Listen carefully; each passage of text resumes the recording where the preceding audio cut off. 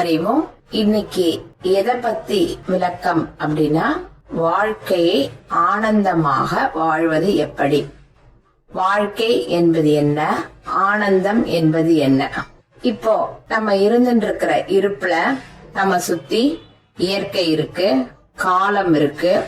காலத்தை தாண்டி நம்ம கண்ணுக்கு அப்பாற்பட்டு இது ரெண்டு இயற்கையும் காலமும் நமக்கு உணர்த்தப்பட்டுட்டே இருக்கு. ஒவ்வொரு நிமிஷமும் நம்ம கூட நம்முடைய உணர்வோட இணைஞ்சு நமக்கு உணர்த்திக்கிட்டே இருக்கு. கண்ணுக்கு புலப்படாத அதிர்வுகளாக எங்கும் சக்தி நிலையில நிறைய இருக்கு. கண்ணுக்கு புலப்படாத அதிர்வுகள், அந்த அதிர்வுகளோட தான் நம்ம இயங்கிட்டு இருக்கோம். அந்த அதிர்வுகள் வழியா தான் நம்ம இயங்கிட்டு இருக்கோம். இது ஆனா நம்ம கண்ணால பார்க்க முடியாது.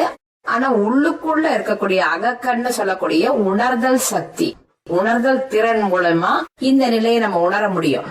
இப்ப ஜீவன் என்பது என்ன? ஜீவன் என்பது ஒரு தாபத்தோடு கூடிய ஒரு நிலை.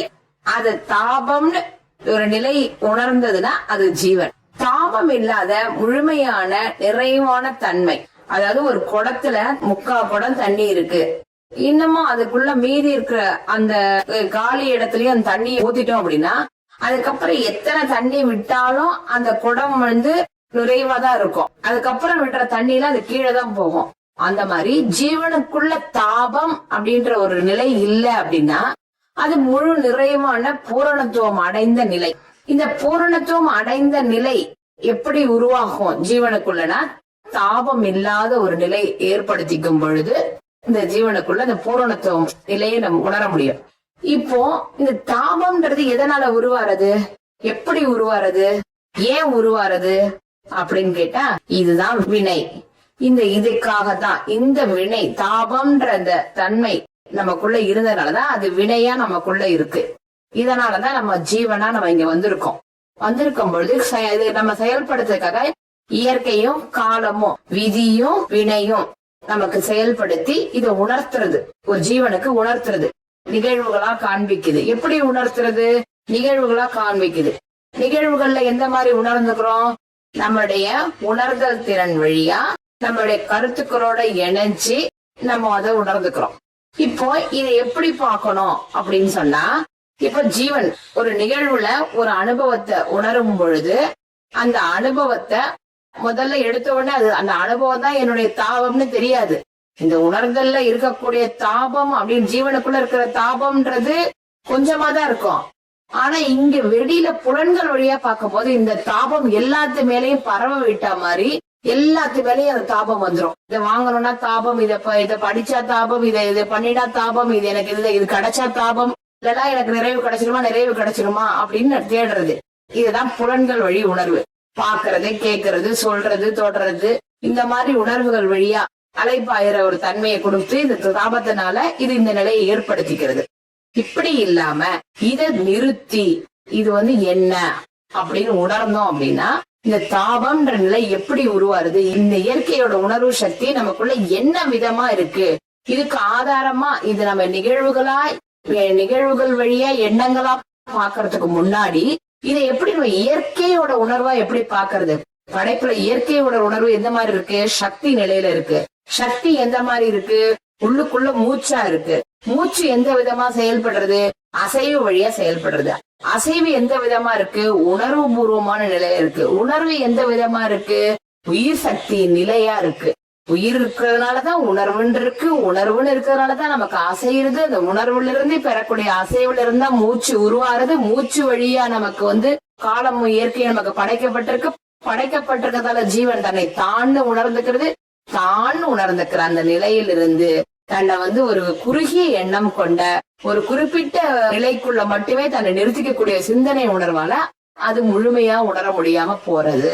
இதை நம்ம இப்ப மாத்தி நம்ம என்ன பண்ண போறோம்? முதல்ல சொன்ன மாதிரி இயற்கைன்றது எப்படி இருக்கு பிரபஞ்சத்துல, இந்த உணர்வுக்குள்ள இயற்கைன்றது எப்படி இருக்கு அப்படின்னு பார்த்தோம்னா, இந்த நிகழ்வுகள்லாம் நமக்கு எப்படி நடக்கிறது? ஏதோ ஒரு ப்ராசஸ் நமக்குள்ள நடந்துட்டு இருக்கு. ஒரு குறிப்பிட்ட காலம் வரைக்கும் மூச்சு உள்ள போய் வெளியில வந்து நமக்கு காலம் வழியா நமக்கு செயல்படுத்தி இயற்கை வழியா உணர்வுகளை பிறப்பிச்சு நம்ம கூடயே நடந்துட்டு இருக்கு. ஒரு குறிப்பிட்ட வயசுக்கு அப்புறம் நின்னு போயிடுறது. ஒரு குறிப்பிட்ட காலத்துக்கு அப்புறம் நமக்கு அது நிக்கிறோம். நம்ம ஒரு 60-70 வயசுக்கு அப்புறம் பாத்தீங்கன்னா அது நம்ம கூட இல்ல. அது வரைக்கும் எங்க இருந்தது நம்ம இருக்கிற வரைக்கும் இயற்கையும் காலமும் நம்மளோட இணைஞ்சு இருந்தது. இப்ப எங்க போச்சு? இயற்கையை நம்ம கூட செயல்படுத்த முடியல. இனிமே காட்சிகளாகவும் படங்களாகவும் நம்ம கிடையாது. அப்ப நமக்கு என்ன இருக்கும்? அந்த அனுபவம். அந்த அனுபவத்தின் செயல்பாடு. அதனால இது ரெண்டும் இப்ப பிரசன்ட் நமக்கு. அனுபவமும் அனுபவத்தின் செயல்பாடும். அதுதான் நிகழ்வுகளை உடனே முழுமையா உணர்ந்துக்க பாருங்க. உங்களுடைய நிகழ்வுகள் என்ன உங்களுக்கு சொல்ல வரதுன்றத பாருங்க.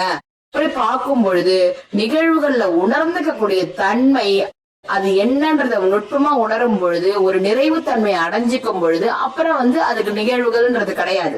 ஆக ஜீவனுக்குள்ள நிகழ்வு எதனால பெறப்படுறதுன்ற அறிவு வந்துரும். அதனுடைய அறிவு வந்ததுனால அந்த தன்மை வந்துரும். அது நிறைவு தன்மை வந்துரும். அது உணர்ந்ததுனால இனிமே அதுக்கு தேவையில்லைன்றது ஆயிடும். ஆனா நமக்கு இங்க மாத்தி பண்ணிட்டு இருக்கோம். இப்ப இந்த மூச்சை நம்ம எப்படி பார்க்க போறோம் அப்படின்னா, மூச்சு இந்த சக்திய நம்ம சொல்றோம் இல்லையா, இந்த மாதிரி நிறைவு தன்மை உள்ள உயிர் சக்தியோட இணைந்த முழு நிறைவான நிலை உணர்தல்ன்ற தன்மையிலிருந்து அசைவுன்றது எப்படி உருவாறது, இந்த அசைவு எங்க நடக்கிறது, எதனால நமக்கு இதெல்லாம் காட்சிகளாவும் படங்களாவும் தெரியுது அப்படின்னா, இந்த தொண்டைக்கு மேல உள்நாக்கு கிட்டத்தட்ட தலையின் பின்புறத்துல இருந்து அந்த சக்தி தொடங்கி அந்த மையத்திலிருந்து நமக்கு அப்படின்னு வாயை திறந்துட்டு இருந்தோம்னா எப்படி இருக்கும், அந்த மாதிரி இந்த உள்நாக்கு கிட்டக்க அந்த தொண்டை கிட்டக்க அதுக்கு தொண்டைக்கு மேல அப்படி திறந்துக்கிறதுனாலதான் நம்ம காட்சிகளும் படங்களும் நமக்கு இங்க தெரியுது. அதுதான் கான்சியஸா நம்ம இங்க வெளியில பாக்குறோம்னு சொல்றோம். இப்போ அப்ப என்ன பண்ணணும்? எதை மூடணும்? அதாவது அடுப்புல அந்த சாதம் வேகுது. சாதம் வெந்த உடனே என்ன பண்ண போறோம்? இன்னும் அது அடுப்புலயே வச்சிருந்தா அது கருகி போயிடும். அப்ப என்ன பண்றோம்? தீயா குறைச்சிடுறோம். அந்த மாதிரி நமக்குள்ள முதல்ல இயற்கையை கட்டுப்படுத்திட்டோம் அப்படின்னா அப்ப நமக்குள்ள தோன்றக்கூடிய உணர்வுகள் தன்னால நிறுத்தப்படும். அதுக்கேற்ற நிலைக்கேற்ற உணர்வுகள் நமக்கு பெறப்படும். அதாவது நிறுத்தப்படும்னா இனிமே உணர்வு இல்லாம இருக்க போறன்றது இல்ல, அதற்கேற்ற உணர்வுகள். அதாவது இங்க இருப்பு இருக்கும், ஆனா உணர்வு முழு தன்மையை சார்ந்தா இருக்கும். முழு தன்மையிலிருந்து வெளிப்படையக்கூடிய உணர்வுகள் நேரான சீரான ஒரு புரிதலோட அறிவோட இயங்கக்கூடிய தத்துவத்துல இருக்கும். அந்த நிலை நமக்குள்ள உருவாகும். இப்போ அந்த தொண்டைக்கு மேல அதை நிறுத்தி பயிற்சியா பண்ணணும் அப்படின்னா, இயற்கை இந்த உணர்வுகளை கட்டுப்படுத்துறதுக்கு பயிற்சியா பண்ணணும் அப்படின்னா, தொண்டைக்கு மேல அந்த உள்நாக்கு கிட்டக்க அப்படி நிறுத்தி அதுக்கப்புறம் அப்படியே மேல கொண்டு போய் புருவ மத்தியிலிருந்து அங்க உணர்தல்ன்ற தன்மை தெரியுது. இப்ப இன்னமும் அந்த சக்தியை கீழே இறக்காம இன்னும் தலைக்கு மேல கொண்டு போய் அசையாம அப்படியே நிறுத்தினோம். தலைக்கு மேல ஒரு சக்தியை நமக்கு அப்படியே நிறுத்தி வைக்கிறோம். அவ்வளவுதான். அதுக்குள்ள இனிமே அதுக்கு நிகழ்வுகளோ நினைவுகளோ எதுவுமே இல்ல. அது ஒரு நிறைவு தன்மைக்குள்ள நிறைவு உணர்வு அடைஞ்ச ஒரு நிலையை உணர்த்தின்னு இருக்கு. அப்படியே இருக்கு. இது அப்படியே உணர்ந்துட்டு இருக்கோம். இந்த நிலையை நமக்குள்ள உருவாக்கி ஏற்படுத்திக்கும் பொழுது நமக்குள்ள இத புரிதல் அப்படின்ற ஒண்ணு நல்லா வெளிப்பட ஆரம்பிக்கும். நமக்குள்ள இருந்து புரிதல்ன்ற ஒண்ணு நமக்கு வெளிப்பட ஆரம்பிக்கும். இப்படிதான் இருக்கு. இந்த நிலையில இருக்கும் பொழுது நம்ம கிட்ட என்ன ஆகும்? நம்மள சுத்தி பரவக்கூடிய அதிர்வுகள், நமக்குள்ள சக்தி இந்த நிலைக்கு வந்த உடனே அப்ப எப்படி ஒரு வாசனையான ஒரு தின்பண்ட வச்சு அதை ஈ எப்படி முக்கிது, அந்த மாதிரி நம்ம கீழான குணங்களை வச்சுட்டு இருந்தா இந்த மாதிரி ஈ மாதிரி அந்த நல்ல பண்டத்துல ஈ உட்கார்ற மாதிரி முழுமையான அந்த சக்தி உணர்வை நம்ம கீழான எண்ணங்களுக்கு உட்படுத்தும் பொழுது கீழான உணர்ச்சிகள்ன்றது நமக்குள்ள அதிர்வுகள், அந்த அதிர்வுகளோட உணர்வுகள் நமக்குள்ள நம்ம செயல்படுத்துறோம். இதே வாசனையான ஒரு பொருள்ல அப்படியே ஒரு பாதுகாக்கப்பட்ட ஒரு நிலையில வச்சிருந்தோம் அப்படின்னா அதை சுத்தி பரவக்குள்ள எப்படி இருக்கும்? ஒரு மல்லிகை பூல இருந்து மனம் எப்படி வரும்? வாசனையா தான் வரும். அந்த இடத்துல அந்த மல்லிகை பூல வரக்கூடிய மனம் மாதிரி நம்ம உள்ளுக்குள்ள ஜீவன் இந்த தன்மையை அடைஞ்சிட்டுனா நம்மள சுத்தி எப்பொழுதும் ஆனந்த அதிர்வுகள் பரவும். அந்த அதிர்வுகளோட தன்மை ஆனந்தமா இருக்கும். அந்த ஆனந்தம்ன்ற உணர்வை வெளிப்படுத்திட்டே இருக்கும். அப்ப நமக்குள்ள இருந்து இந்த ஆனந்தத்தோட உணர்வுகள் தனக்குள்ள வெளிப்பட்டுட்டே இருக்க ஆரம்பிக்கும். நம்ம எப்பொழுதும் இந்த ஆனந்தத்தோட உணர்வுக்குள்ள இந்த அதிர்வுகளோடயே நம்முடைய முழு உணர்வும் இருக்கும். நம்ம இந்த உணர்வு நிலையிலிருந்து எல்லாத்தையும் வாழ்த்தி எல்லாத்தையும் முழு பரிபூரணமான அந்த உணர்வை கொடுத்துக்கிட்டே இருப்போம். இதுதான் சக்தி நிலையில நம்ம இருப்புல நம்ம தெரிஞ்சுக்க வேண்டியது. நம்மளுடைய செயல்பாடு எல்லாம் இந்த நிலையில தான் இருக்கு. ஆனா உணர்ச்சிகளுக்கு உட்படுத்துறது கூட பாத்தீங்கன்னா நம்மளுடைய உள்ளுக்குள்ள இருக்கக்கூடிய தாபங்கள்லாம் இந்த தாபங்கள்லாம் ஏன் உருவாருது? இந்த தாபங்களை உருவாக்கும் பொழுது என்ன விளையும் அப்படின்னா, தாபங்களால என்ன பண்றோம்? எதிர்பார்ப்புகளை நிறைய ஆக்குறோம். எதிர்பார்ப்புகள் எப்படி வரும்? எண்ணங்களா வரும். எண்ணங்கள் எப்படி இருக்கும்? அது தொடர்ந்த ஒரு கற்பனையான கருத்துக்களை பிறப்பிச்சுட்டே போயிட்டு இருக்கோம். அதுதான் சொல்றோம் அனலைஸ் பண்றதுன்னு சொல்றோம். அது அனலைஸ் பண்ணினா என்ன ஆகும்? குறை கண்டுபிடிக்க தோணும். எப்ப நம்ம கிட்ட இது கையில இல்லைன்னு நம்ம நினைக்கிறோமோ அப்ப இல்லைன்னு நினைக்கிறதோட தாபம் என்ன பண்ணும்? பாக்குறதுல எல்லாம் இவங்க கிட்ட இருந்தாலும் எங்க கண்ணுக்கு முன்னாடி எது இருந்தாலும் எல்லாத்தையும் குறையா கண்டுபிடிக்க தோணும். அந்த குறையா கண்டுபிடிக்க தோன்றதுனால நமக்கு என்ன ஆகுது? நமக்கு கீழான உணர்ச்சிகள்ன்றது, அது கீழான உணர்வுடைய அதிர்வுகள் நம்மளை சுத்தி எப்பொழுது வர ஆரம்பிக்கும். இந்த அதிர்வுகளால நம்ம பாதிக்கப்பட்டு மறுபடியும் நம்ம இதுக்குள்ளேயே சோர்ந்து போய் விழுந்துட்டு இருக்கோம். ஆக நம்மளுடைய சக்தியை எழுப்பணும்.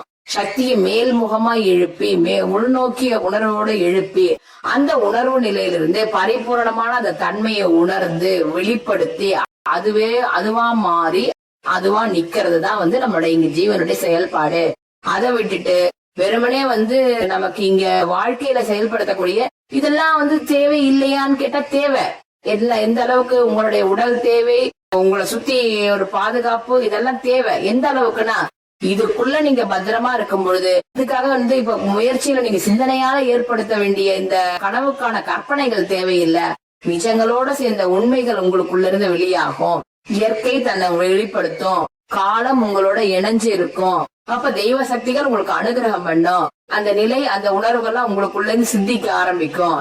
இந்த நிலையை உணர்ந்து இதன்படி வாழும் பொழுது நமக்கு வாழ்க்கைன்றது ஆனந்தமான ஒரு உணர்வு சக்தியை தவிர நமக்கு வாழ்க்கைன்றது ஒரு துன்பம் தரக்கூடியதோ இல்ல நிகழ்வுகளால பாதிக்கப்பட்ட நிகழ்வுகளோ தன்மைகளோ எதுவுமே கிடையாது அப்படின்ற உண்மை நமக்குள்ள இருந்து நல்லா புலப்படும்.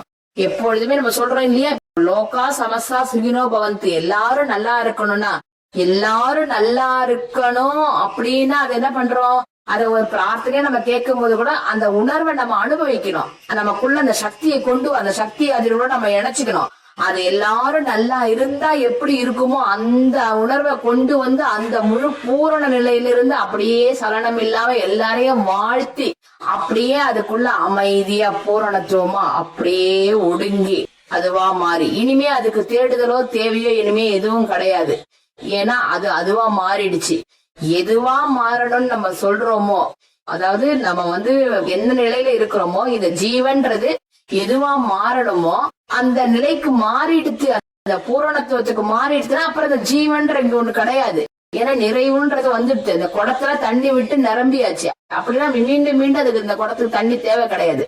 அந்த மாதிரி ஜீவனுக்குள்ள தாபங்கள் நீங்கி நிறைவு என்ற உணர்வை அடைஞ்சிச்சுன்னா அதுக்கப்புறம் அந்த நிறைவுதான் அந்த சக்தி. நம்மளுடைய சக்தி நிறைவு எப்போ நமக்குள்ள செயல்படுற சக்தி ஒரு நிறைவு உணர்வை நமக்குள்ள ஏற்படுத்துறதோ அந்த நிறைவு உணர்வுக்குள்ள நம்ம எப்போ தன்மயமா ஆகிறோமோ அந்த தன்மயமான அந்த உணர்வு சக்தி எப்போது சலனம் இல்லாம முழு பூரணத்துவத்திலிருந்து பூரணமான அந்த நிலையை அனுபவிச்சுட்டு இருக்கோ அதுதான் இறைவன், அது கடவுள், அதுதான் சக்தி, அதுதான் செயல்பாடு, அதுதான் படைப்பு, அதுதான் பிரபஞ்சம்.